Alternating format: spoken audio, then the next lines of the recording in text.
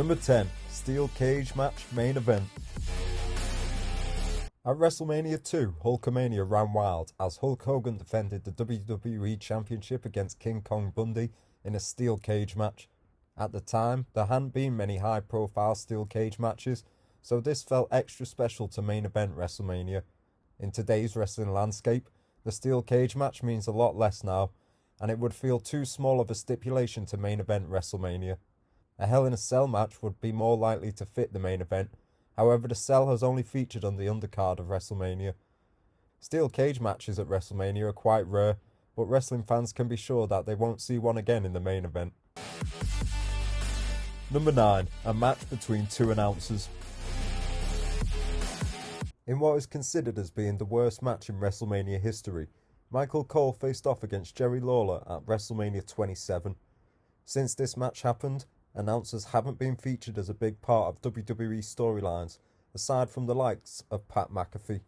What made this even worse is that it was Jerry the King Lawler's only WrestleMania match in history, an undeserved matchup for such a legend in the business. After the shambles of a match took place, not even special referee Stone Cold Steve Austin could help save the situation, and with the win being reversed and given to Michael Cole, you can be sure that a match between two announcers won't be taking place at WrestleMania ever again. Number 8. A show-long tournament. Over the years, there have been a few WWE pay-per-views that have held show-long tournaments, such as Survivor Series 1998, King of the Ring, and WrestleMania 4. However, due to how WrestleMania has grown nowadays, and with an even bigger roster to feature on the show, a repeat of WrestleMania 4 is very unlikely, with wrestlers doing double or even triple duty in one night, taking away an opportunity from other stars to be featured on the card. Although the ending of WrestleMania 4 tournament for the vacant WWE title may be remembered fondly, a repeat of this will never happen again, even if the WWE Championship were to be vacated before the event. Number 7. 3 locations in one night. One unique experiment that the WWE tried when airing WrestleMania 2 was to host the event from 3 different locations in one night, from New York, Chicago, and Los Angeles. Basically, the idea didn't work, making for a messy and disjointed show. Ever since this night, WrestleMania has stuck to one location ever since. However, with WrestleMania now being a 2-night event, there may be a chance that a future event could be hosted from 2 different locations, but this is very unlikely, and certainly wouldn't be as poorly received as the WrestleMania 2 experiment. Number 6. Pillow fights. Over the years, and particularly during the Attitude Era, the WWE Women's Division were often confined to some degrading segments and matches, such as catfights, evening gown matches, and pillow fights. With how the perception of women's wrestling has changed up until modern day, and with the Divas Revolution, the WWE has finally caught up with the times and would never allow this to happen again.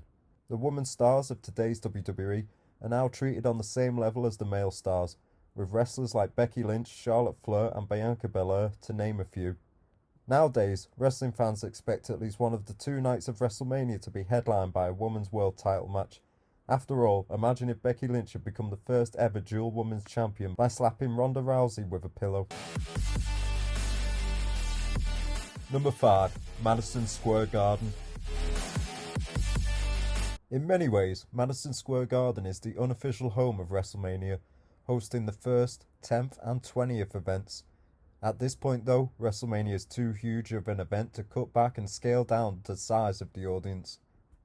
After WrestleMania 22 in Chicago, Vince McMahon decided that WrestleMania will only be hosted in stadiums going forward, adding to the spectacle of the event.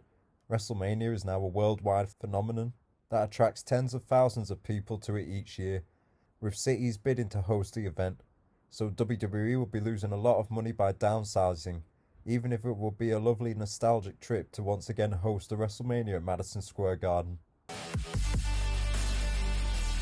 Number 4. Roman Reigns vs Brock Lesnar.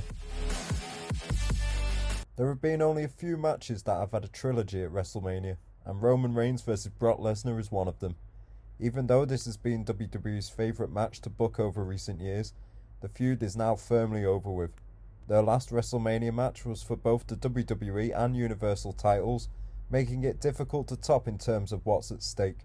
There would be too much backlash and disinterest in another WrestleMania main event match between these two, and their final match as last man standing at SummerSlam 2022 was a brilliant way to end the feud. Number 3. Brawl for All. Brawl for All was an awful idea. It was a shoot tournament which was tough to watch at times, with wrestlers legitimately knocking each other out, damaging their gimmicks. After Bart Gunn eventually won the tournament, he was scheduled for a shoot boxing match against Butterbean at WrestleMania 15. This Brawl for All match was terrible. The fans didn't care about it, and it wasn't fun seeing Bart Gunn so easily disposed of by Butterbean. After only 35 seconds, Butterbean knocked Gunn out on the canvas. Since then, WWE went on to use professional boxers in a much more storyline-driven way, rather than shoot fighting. A match like this definitely won't happen again inside of a WWE ring, let alone at WrestleMania. Number 2. A McMahon family member in a match. Over the years, the likes of Vince McMahon, Shane McMahon, Stephanie and Linda McMahon have all competed or appeared in WrestleMania matches. With the growing age of Vince and Shane and Stephanie having left the company, no member of the McMahon family will compete in a match at this show again. Memorable moments feature the McMahon in every corner match at WrestleMania 16, the street fight between Shane and Vince at WrestleMania 17, and Shawn Michaels vs Vince at WrestleMania 22, just to name a few. The era of the McMahon family drama dominating WWE programming does seem to be over, and the current circumstances of everyone in the family means that none of them will compete at the grandest stage ever again. Number 1. The Undertaker's undefeated streak. In all of WWE history, The Undertaker is the most prolific performer in WrestleMania history, going on a remarkable 21-0 undefeated streak before ending his career at a stunning 25-2 record at the Show of Shows. No one ever thought The Undertaker's streak would be broken, having eventually lost to Brock Lesnar at WrestleMania 30, and then Roman Reigns at WrestleMania 33, having officially passed the torch. Unfortunately, WWE doesn't have anyone young enough or dominant enough with a good enough gimmick to come close to that sort of feat. The Undertaker's record is one which happened naturally, taking on a life of its own, with some of the best matches in WrestleMania history being a part of it, further adding to his mysterious persona, and it is something that will never be seen again. Thanks for watching. Don't forget to subscribe for more wrestling content.